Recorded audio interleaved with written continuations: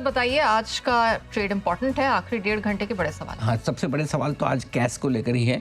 Nifty की पहली expiry है कैश लागू होने के बाद, कल लागू हुआ था। कल आपने काफ़ी अफलातून भाव देखे थे। आज अग्नि परीक्षा है। क्या आज भी स्पॉट और फ्यूचर्स में भारी अंतर दिख सकता है या आज थोड़ा बेहतर सेंस रहेगा? कैश पर कंफ्यूजन क्या आज दूर हो जाने वाला है या आज ज़्यादा हो सकता है?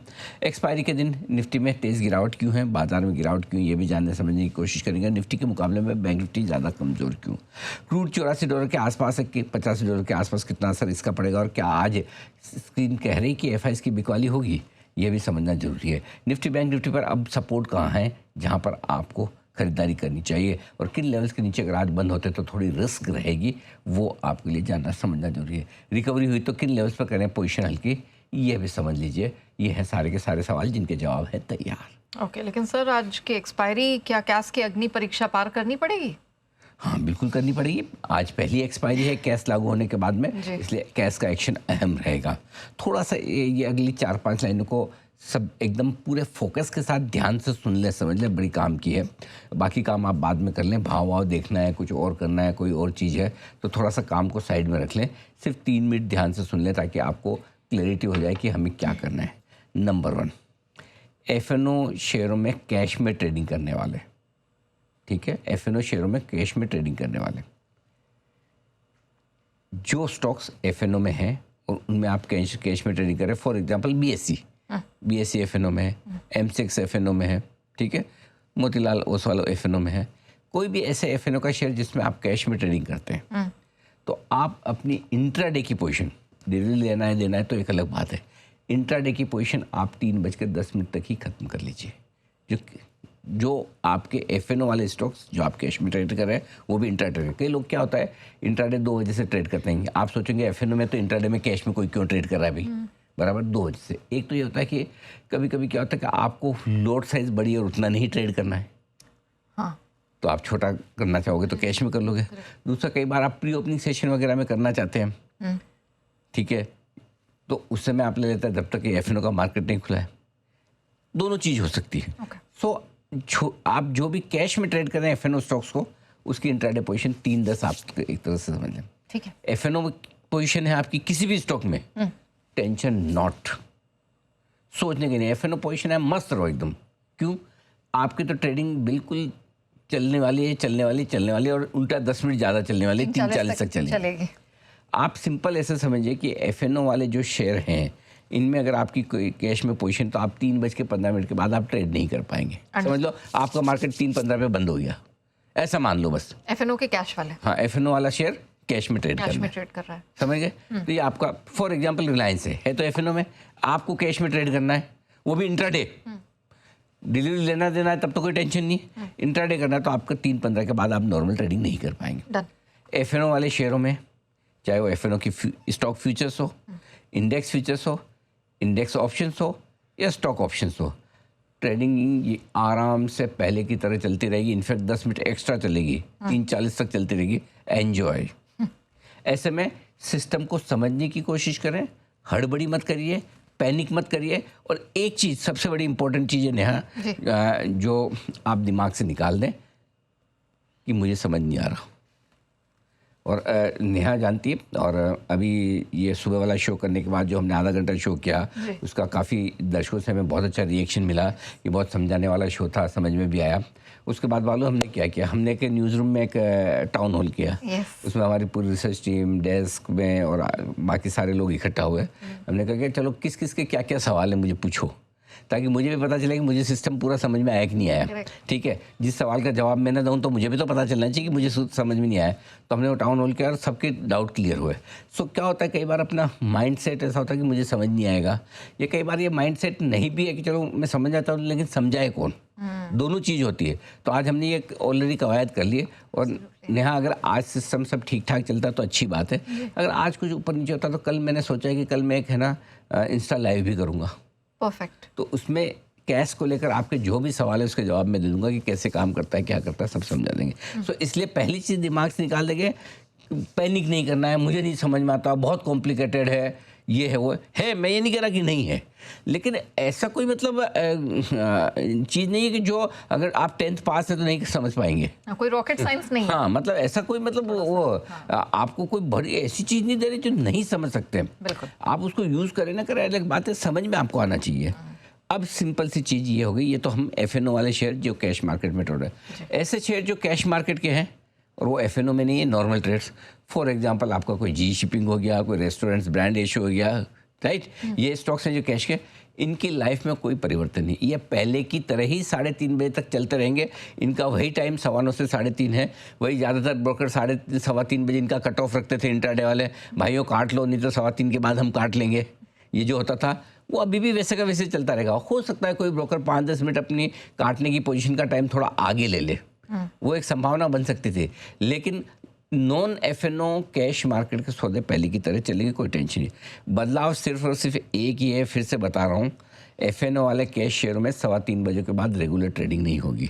सिर्फ ये एफएनओ के जितने 200, 250, 300 स्टॉक जो भी हैं, ये 3:15 से 3:30 ट्रेड नहीं होंगे। उसके अलावा 3:15 से 3:30 आपकी लाइफ में कोई नहीं बदला। अच्छा, ये ट्रेड भी सिर्फ कैश में ट्रेड नहीं होंगे, एफएनओ में करो ना आपको जो करना है, ऑप्शन में करो जो करना है, कोई टेंशन नहीं।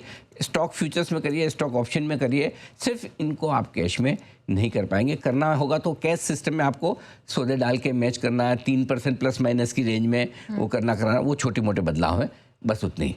अब हो गया, आसान लग रहा है। यस, बस ये ध्यान में रखना है। मजा आएगा, आज देखेंगे अब साथ में हमारे, देखो 3:15 बजे से साथ में जरूर होगी, 4 बजे तक को टेंशन मत लीजिए आप। ओके। हाँ जी, आप भी हैं। हाँ, 3:40 तक तो वैसे ही रहना है। अब 3:40 में तो आपका एफएनओ बंद हो रहा है, 3:40 तक तो आप वैसे भी नहीं जा सकती। 3:40 के बाद देखेंगे, और जरूरत होगी तो 3:50 से 4 बजे तक के बीच में वो नया पोस्ट क्लोजिंग भी चलेगा। तो हम क्या करेंगे, हम 3:40 से 3:50 के बीच में आओ शाम के प्रोग्राम बता देते हैं आपको। और वो बहुत काम की कोई कमी नहीं, भगवान की दया से। देखो एक और चीज़ बताऊं जी, बहुत काम की बात हर किसी को बताता नहीं मैं, बहुत कॉर्पोरेट कल्चर में एक चीज़ ध्यान रखिए, कभी भी जिस आदमी के पास 2-3 जनों का काम है, 4 जनों का काम है ना, उसी का जॉब सेफ रहता है।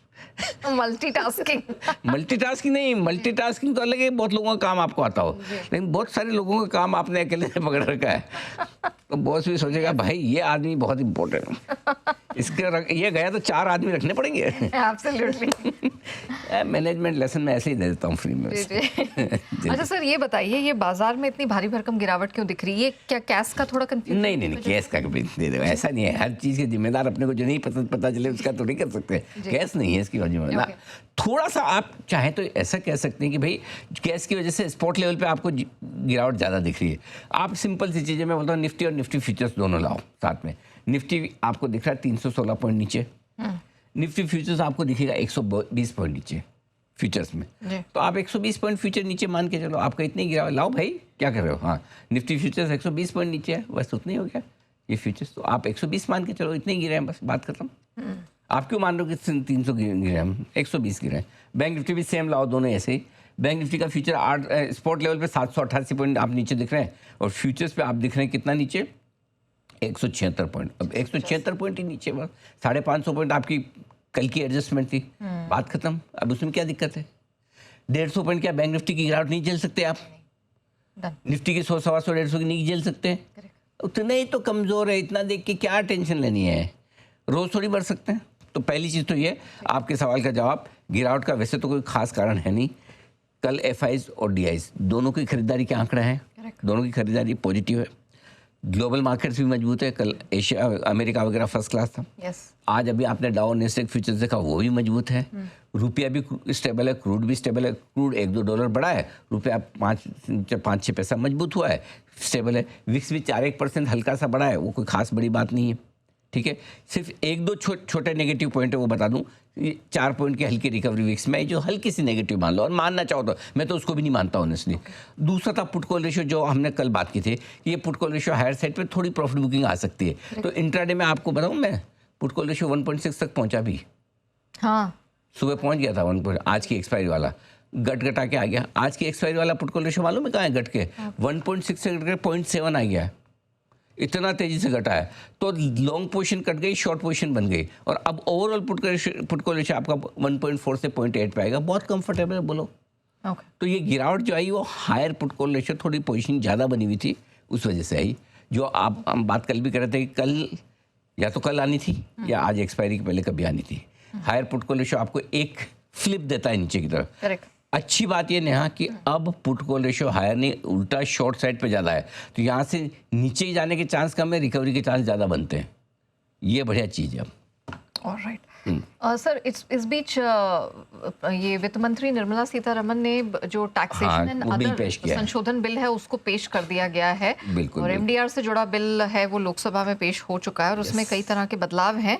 उस पर भी हम डिटेल में बात करेंगे, लेकिन इसका इंतजार हो रहा था और विदेशी मैन्युफैक्चरिंग को बढ़ावा देने के लिए ये बिल है जिसकी पूरी मैन्युफैक्चरिंग को बढ़ावा देना, विदेशी निवेशकों को थोड़ी सुविधा देना, एमडीआर से जुड़े मामले क्लियर होना, ये 4-5 चीज़ें हैं अच्छी। डेटा सेंटर को लेकर आती हुई दिख रही है, ये सारी चीज़, डेटा सेंटर में ज़्यादा निवेश है, इन सारी चीज़ों को लेकर ये बड़ा काम होता दिख रहा है। चलिए, तो ये कुछ अहम डिटेल्स हैं जो फिलहाल आपकी स्क्रीन पर ब्रेक हो रही है। लेकिन सर अब बताइए, मार्केट में वापस लौटते हैं, इंपॉर्टेंट लेवल्स कौन? मैं तो गया ही नहीं था, मैं तो मार्केट में 24,335, 24,425 ये है आपका सपोर्ट रेंज।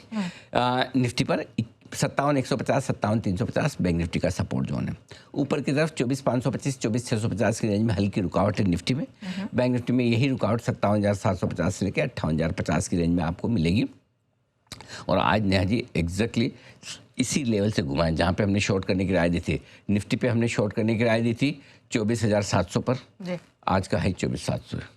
नो डाउट ज़्यादा लोगों को वहाँ मौका नहीं मिलेगा, लेकिन 24,650, 675 तक तो बहुत लोगों को मौका मिला होगा।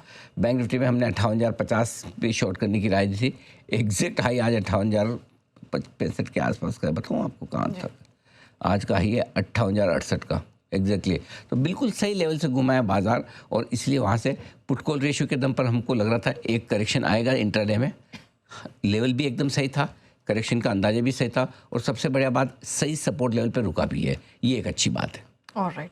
और आपको बता दें कि निफ्टी हो या बैंक निफ्टी, इसकी गिरावट को सबसे पहले और सिर्फ जी बिजनेस ने ही पकड़ा था, और ओपनिंग पर आपको पिकवाली की साफ राय दी थी। प्रॉफिट बुकिंग करने के लिए भी कैटेगोरिकली कहा, और जिन लेवल्स का हमने जिक्र किया वहीं से घूमता हुआ मार्केट नजर आया।